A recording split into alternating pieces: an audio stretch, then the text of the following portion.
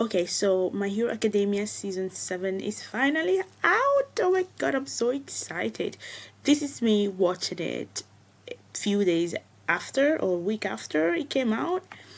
I do hope that you are all pumped as much as I am excited.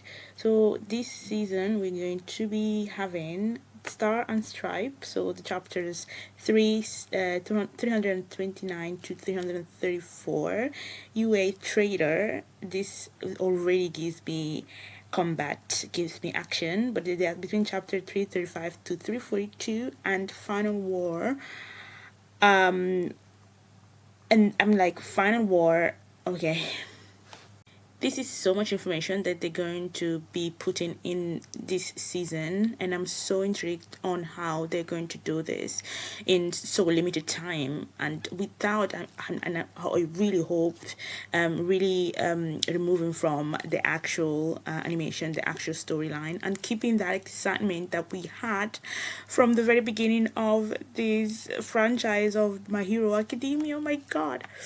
So if you haven't watched the memories, the few episodes that were released to kind of get us back into the motion of things, they aired in April. I was supposed to review some of them. I've reviewed one, but I'm still gonna review the others. But go and watch them first, for to remind yourself about few things that happened.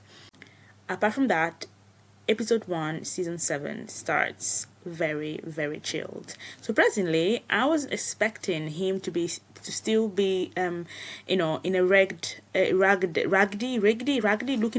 looking like a beggar, like a homeless person that he was looking like in season 6 towards the end, where he felt like the safety of the world was on his shoulders, and only on his shoulders, and he basically was hiding, trying to escape, or trying to make sure that his friends and everybody else were far away from him, because he was the sole target of the enemy.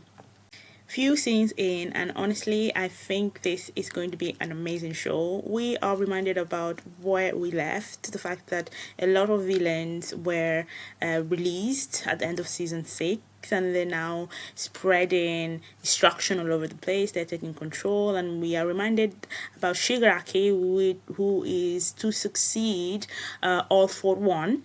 And the scene actually, what is we're seeing what is happening around the world outside of Japan, which is kind of strange, because it's rare to see the point of view of other countries when something is happening somewhere. So in this case, we are seeing that what's happening in Japan is actually having a repercussion, a consequence, or influence in the rest of the world, which, if you ask me, is kind of a good, amazing perspective to give us. So we are presented Star, and Star wants to go to Japan to help out.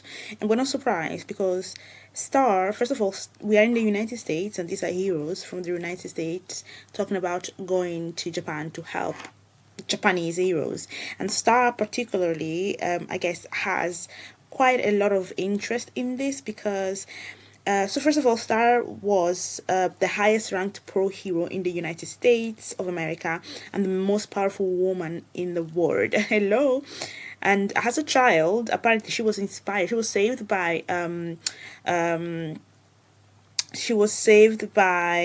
All Might, and this inspired her to become a hero. So All Might is like her master, or her mentor, or something like that. So All for One has an amazing plan based on him. The plan is to force Stripe to come to Japan, and for him to steal her powers, because she is the strongest woman in the world. And that is worrying to me, because she's actually coming to Japan. She's actually going to Japan. And also, he was saying that he has a lot of connection around the world, and fairly so. The League of Villains is not the only League of Villains, I guess, of such in the world. There's others, and one All for One says that he is going to mobilize all these other villains groups and teams all over the world, so that other countries won't intervene in Japan's issue, because they'll have their own problems. And I'm like, That is scary. And then we are presented with the fact that even in Japan, there's other groups forming of villains, and that ultimately it's like they're working together. Obviously, each of them have their own ultimate goal, but they are working together with Shigaraki, who is at this moment the strongest, villain or evil person that there is. Apart from All for One, obviously. So we have Stripe, okay, she is the strongest woman in the world, but I beg to differ. She's probably the strongest person in the world. Her powers are ridiculous. Everything, she can touch anything, really anything, and say a rule, and that thing kind of changes. Whatever she says, whatever that she touches, and she speaks something, a rule or anything, that thing that she spoke plays a role, becomes true. So she grabs air. How do you bloody grab air? I don't know. She grabs air and she says, the air is not going to exist in front of me. And the air doesn't exist in front of her. And there's this star thing forming. And apparently the star thing is not air. Like, please. Okay, it's a bit hard to fathom. But we see Shigaraki struggling to breathe. It's a crazy power, guys. I don't know if you understand. It is a crazy power. She can literally touch Shigaraki and say die. And he would die. What? The fact that Shigaraki called Star America literally made me laugh so hard. And also, the Americans are so American. They're so show off. She is a show off. She is a female All Might. Because why? Her neck muscles are so huge, and she is just smiling and so sure of herself, and it gives me America, truly. So we have Star. He manages to touch Shigaraki and utters his name, because Star's actual quirk, one of her powers, is New Order, and basically New Order is what I just described. She's able to touch something, animated or unanimated, and speaks the name of that thing, and can control them, can order them, whatever. So she touches Shigaraki and speaks his name and says something like, if you move from this position, you're going to kaput. And it did not work, because Shigaraki in this moment is fighting for his life, because All for One is trying to take over Shigaraki's body, mind, and soul, and merge with him. So really, Shigaraki doesn't know if he's Shigaraki, as well as All for One doesn't know if he's All for One or Shigaraki. Does that make sense?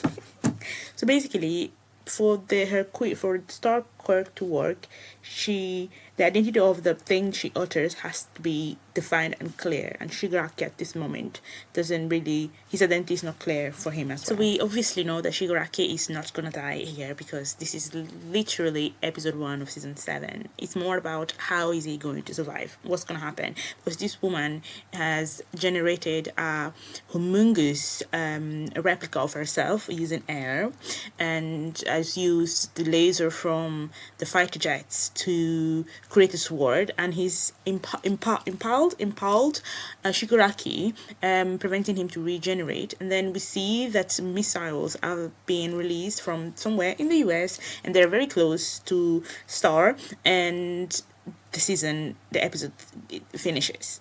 So Star is aware that Shigaraki is not dead, but he's just not able to regenerate itself, and we are not sure what's going to happen next. I mean, I would assume that Shigaraki is not gonna die in episode 2 as well, but I'm curious to see what's gonna happen to Star. I really hope that she's not gonna kaput, and I really hope that we'll see her and fighting with the rest of the team. Okay, so I hope you enjoyed my commentary, and I hope I didn't spoil anything for you. What did you think of episode 1, and have you seen episode 2? I'm gonna watch it and review it very soon.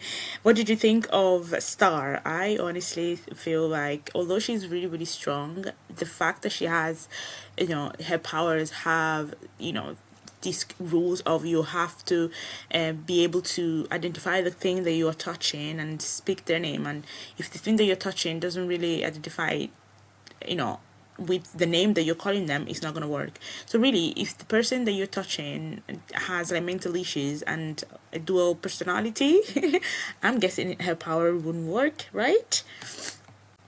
We haven't seen much of the rest of the heroes. The reason being is from season 6, we knew that humanity kind of lost hope on the heroes of Japan because they were struggling to solve the situation, or to defeat the all the control the situation basically. So that's why we have the Americans coming over. So what did you think of this episode? Did you like it? What are your expectations honestly from this season, and the fact that they are going to give us so many chapters, or so many, they're going to try to put in few episodes a lot of information from the mangas. What are your expectations?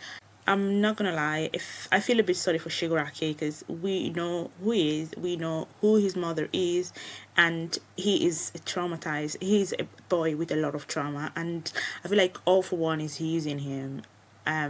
He's just using him and manipulating him, and he is trying to fight it somehow. So although he is the villain, at the same time I have a little bit of a soft spot for him. But yeah, what do you think about this episode? What did you think if you watched it? Do you think Star is going to do anything with her powers? What do you think about Star's powers, by the way? Because they're quite strong, but I don't think they are as strong if you actually, analyze and understand her quirk. Leave a comment below about your expectations of this show. My expectations are so high, honestly, because this show has disappointed me yet, and I'm afraid that this is gonna be the year. Touch wood. What did you think about the episode? What did you think about Star's performance, and what are your ideas or feelings about Shigaraki now? Please share, subscribe if you haven't. If you want to connect, please do so. Let's exchange chit chat, and don't spoil things for people. I should have said spoiler at the beginning of this, to be honest. Okay, well, catch you all guys in the next review, I guess. Bye.